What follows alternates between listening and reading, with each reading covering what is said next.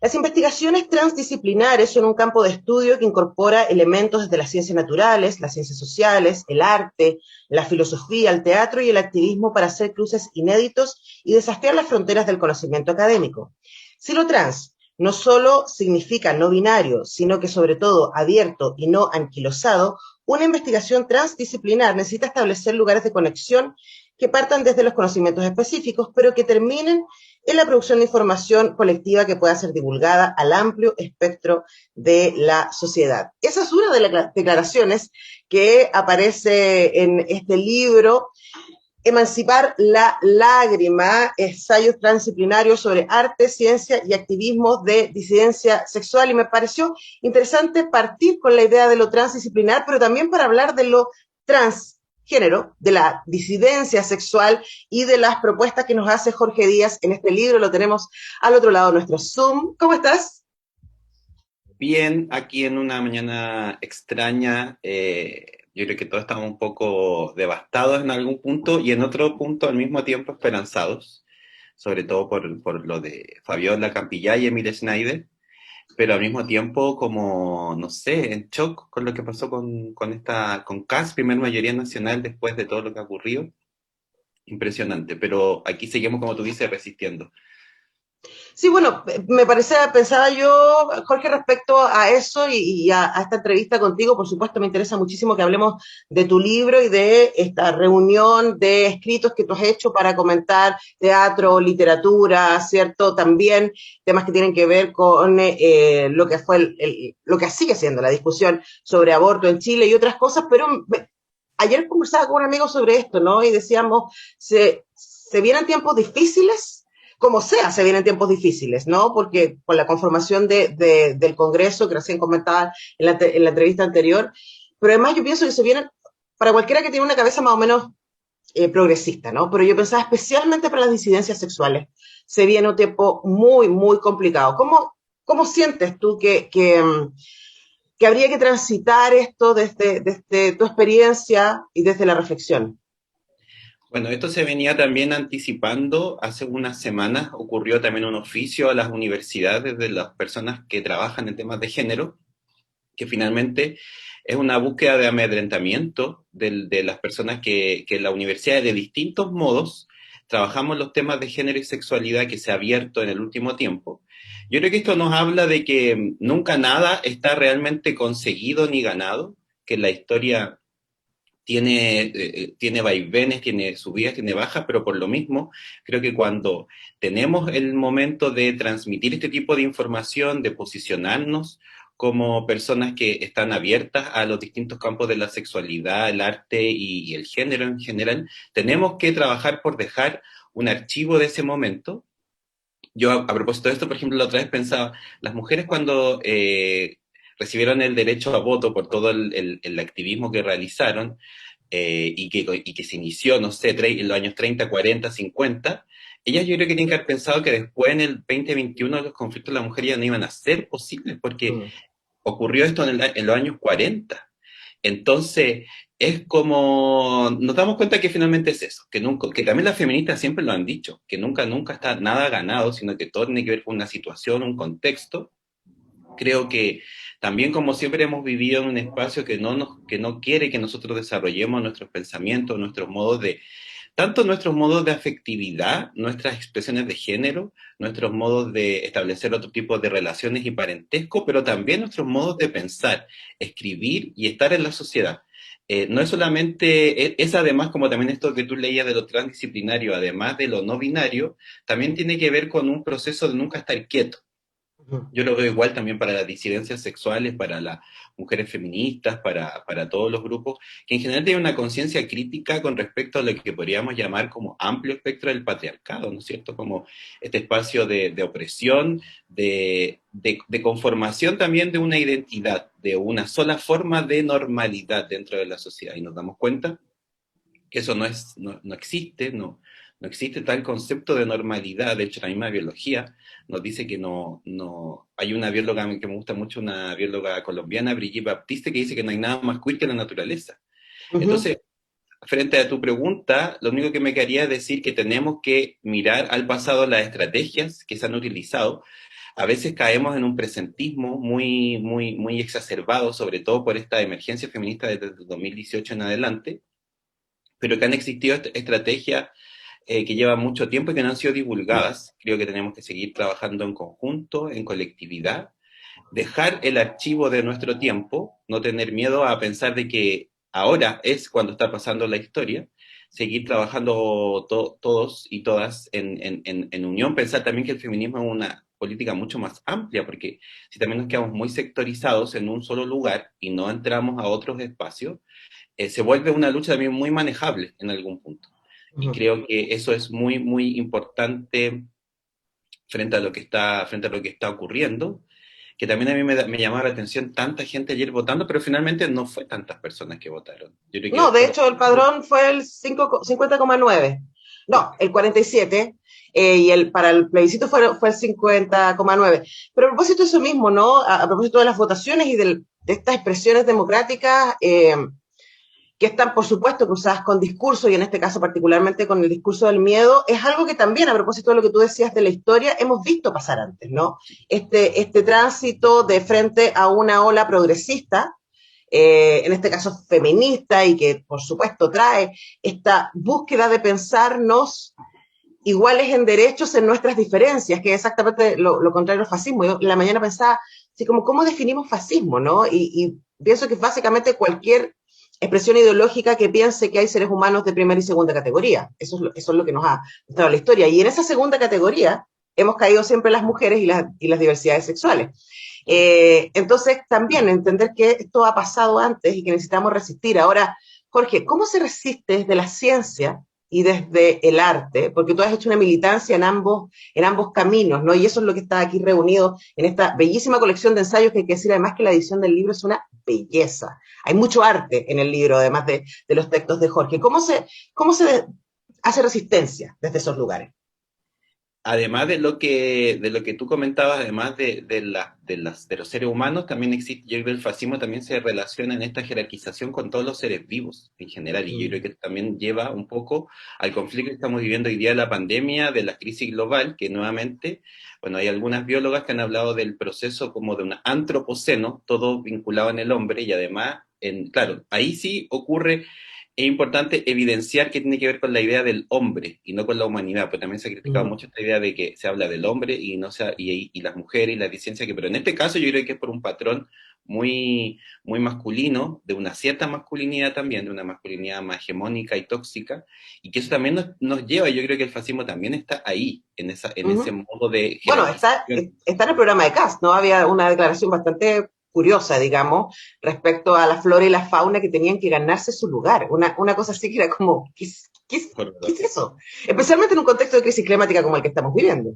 Sí, y también al mismo tiempo, lo que nos han enseñado de alguna otra manera los feminismos es que no hay ninguna identidad que por sí sola sea una resistencia total. Es decir, el pueblo, que lo que hemos hablado mucho en el último tiempo, ha ejercido un efecto muy importante, y de hecho la candidatura y la elección de Fabiola Campillay y Emilia nos habla también de un pueblo mucho más consciente, justo, de darle su voto hasta... Pero también, al mismo tiempo, el pueblo también es homofóbico, el pueblo también es transfóbico, el pueblo también es clasista. Somos, hay una pluridimensionalidad en los grupos humanos que también tenemos que saber aceptar y no romantizar. Eso también a mí me pasó siempre que yo crecí en un mundo de personas de la clase trabajadora, obrera, que al mismo tiempo que estaban siendo explotados, también eran sumamente machistas, homofóbicos, clasistas. Entonces también son todas estas contradicciones que tenemos que evidenciarlas y no romantizar también una sola espacio desde el pueblo.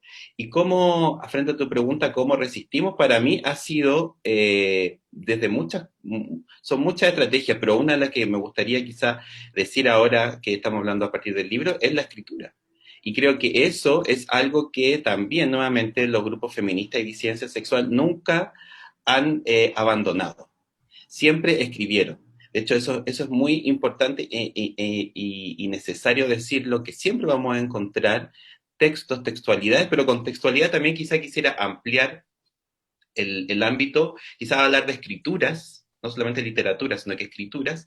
Y por ejemplo, como también lo que tú dices, en el libro trabajé con tres diseñadores Porque también nos hemos dado cuenta que el diseño, cómo entra la letra, cómo entra la imagen, también es una manera de transmitir información. Entonces, para mí son muchas las estrategias y están ahí. Yo pienso cada vez más que no sé si tenemos que inventar cosas nuevas, sino que tenemos que redescubrir las cosas que no han sido difundidas. O sea, hay personas que han vivido, yo cada vez leo más textos a veces sobre, hay una investigación en Argentina sobre el anarquismo hace 2 siglos atrás y uno lee ideas que hoy día podrían ser muy interesantes como poder aplicarlas o buscar cómo entrar desde esos lugares, pensando, rompiendo ese fetiche. Yo también creo que el fascismo ha hecho fetiche de muchas ideas como el anarquismo, como el feminismo, cuando son teorías, son prácticas que no han sido difundidas, entonces muchas veces nos quedamos con esta primera idea. Entonces para mí Claro, con el sería prejuicio. con el prejuicio. Para Ahora, mí sería... una estrategia que está muy presente en las disidencias y que está muy presente en los feminismos es la idea de comunidad. Y eso es algo que está súper presente en tu libro y que me pareció súper bonito, porque acá hay cruces, no solamente interdisciplinarios, pero también de colaboración. Tú escribes con otra gente en algunos de tus textos, en la introducción hace una larga lista de agradecimientos a gente que ha sido importante para ti en tu formación. Eh, y también escribes, haces solo, por ejemplo, la carta análisis que haces del trabajo de Carla Zúñiga, por ejemplo, me parece que eso también es una estrategia muy valiosa y de mucha potencia, ¿no? En hacer comunidad y pensarnos en comunidad. Sí, exacto. Y también ahí, por lo mismo, se incorporan distintos registros. Eso ha tenido que ver con un concepto que he leído y que me pareció súper importante, que es un registro que han pensado sobre todo personas que estudian la pandemia del VIH y decían cómo incorporar un momento donde quizá tampoco solamente se escribía, sino que también se hacían estrategias performáticas para evidenciar estos problemas, esta falta de recursos, esta falta de investigación sobre el VIH, y hablan de un archivo de sentimientos, donde en estos sentimientos ingresan las cartas, las canciones, los panfletos, las colaboraciones, las memorias, y eso muchas veces es difícil, sobre todo a veces en los espacios académicos o disciplinarios, incorporar toda esta información para generar un nuevo conocimiento o un conocimiento que se haga cargo de este tipo de cosas. Para mí también, desde que nosotros nos conocemos contigo, Antonella, también yo siempre he sentido que nuestra generación, la generación en la que trabajé yo con CUTS, con la disidencia Uh -huh. sexual, con Hija de Perre, con otro grupo, es una generación que también, bueno, nosotros crecimos en el auge del neoliberalismo, en la instalación misma del proceso neoliberal, con unas políticas mucho más irónicas que las que existen hoy día. De alguna manera siento que nosotros quedamos desde que terminó la dictadura, pero no inmediatamente no estábamos en primera línea, entre comillas, para el mayo feminista, por ejemplo. Uh -huh. Entonces, y el mayo feminista en adelante siento que de alguna otra manera comenzó ahí. De hecho, hay muchas personas que yo he escuchado en el último tiempo que el feminismo partió hace 2 o 3 años. Yo eso lo he escuchado en foros y en muchos. Y es como, ¿qué pasó entre este tema? Porque tampoco somos la resistencia a la dictadura, no es el CADA, no les llegó al apocalipsis, sino que es un espacio medio complicado, muy neoliberal, muy irónico, a veces no siempre rescatable de una manera heroica, porque también a veces fue un proceso exagerado en algunos momentos. Entonces, me pareció importante dejar este registro de este tiempo, que es un tiempo bastante menos manejable quizá por las industrias editoriales, manejable por las industrias académicas, manejable inclusive por algunos espacios del activismo, porque también nosotros comenzamos a transitar entre el movimiento homosexual, pero también el feminismo, Sí, siendo, absolutamente. siendo no todas nosotras cis mujeres, por ejemplo, sino que también muchos de nosotras disidentes sexuales, pero tampoco, pero estando incómodos en la categoría de varón, por ejemplo, pero sí considerándonos feministas. Entonces, todas estas contradicciones, complejos, yo decía, ¿cómo lo puedo manifestar? Y se manifiesta a través de lo que está en mi propio libro, que son fragmentos de prólogos, cartas, imágenes de acciones, puse también archivos Uh de -huh. gráficas militantes del momento, porque también en un momento la bandera del arco iris llenó todos los espacios y siempre había alguna complejidad con eso porque la estética es muy importante como nosotros vamos a manifestar nuestro lugar. Entonces, de ahí nace este deseo de publicar este libro también de manera independiente. Sí, bueno, el libro está disponible, es de Trío Editorial, estamos conversando con Jorge Díaz y me voy a comer el tema musical que viene después porque me parece importante, Jorge, hablar de algunas cosas.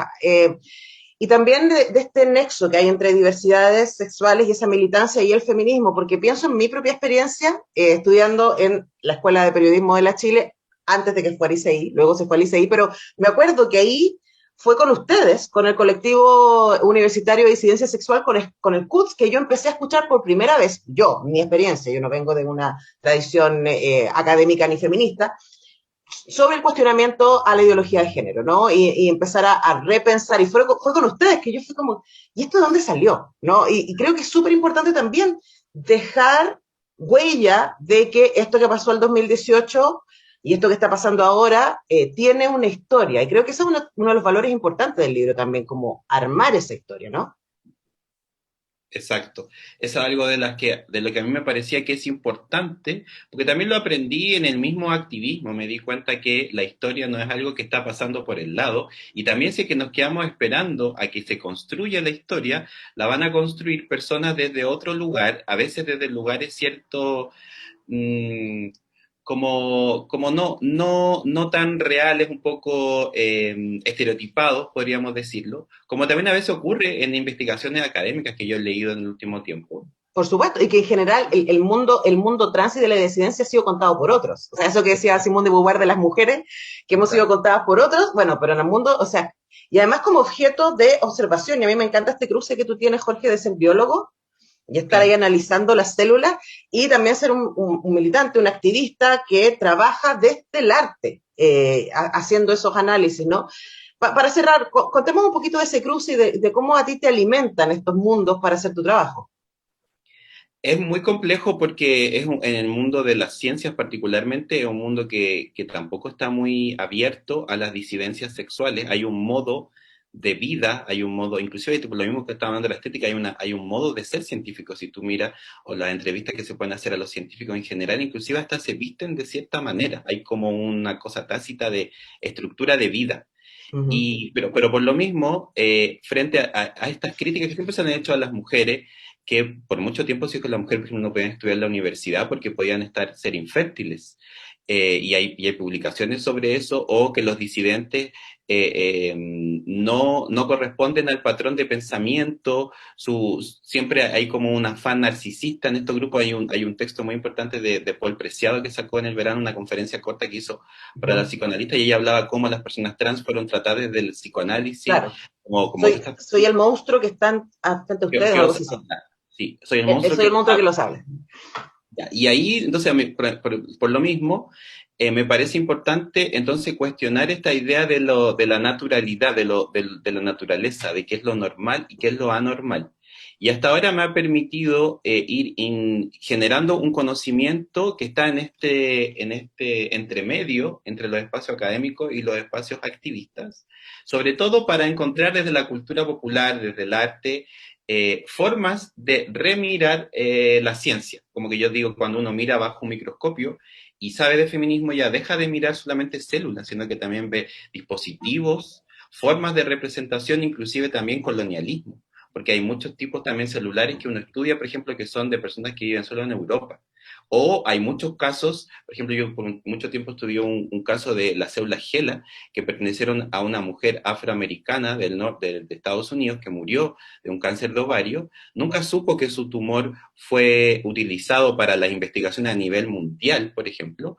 Su familia vivió por muchos años en una pobreza impresionante. Ella no recibió el apoyo, pero esas células han servido para que personas ganen premios Nobel.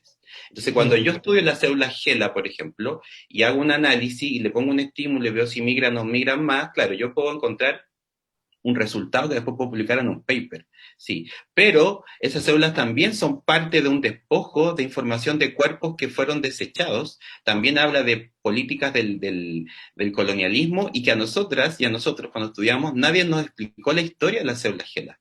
Por Solamente supuesto. ¿Y sabemos de dónde viene nuestro conocimiento? Bueno, como ven, hay un montón de cosas para seguir hablando con Jorge Díaz, por eso me encanta que venga al programa cada cierto tiempo. Por ahora, Emancipar la lágrima es un hermoso libro, además de la cantidad de reflexiones y cosas, además un libro que está lleno de imágenes, está lleno de gráficas que a mí me ayudaron como a entender también ciertas lógicas narrativas al interior del libro y también al interior de las disidencias. Así que de verdad un libro hermoso, Emancipar la lágrima, ensayos transdisciplinarios sobre arte, ciencia y activismo, disidencia sexual, de Jorge Díaz, con quien hemos conversado. Muchas gracias, querida. Gracias a ti, y quería terminar diciendo que el libro se encuentra en algunas librerías, pero si quieren tener información más directa, pueden escribir al mismo título del libro, emanciparlalágrima@gmail.com, y ahí está la información de cómo poder acceder al libro, y agradezco mucho esta invitación a conversar. Llevamos mucho tiempo conversando con Antonella, nos conocemos hace mucho tiempo, y agradezco siempre estos espacios.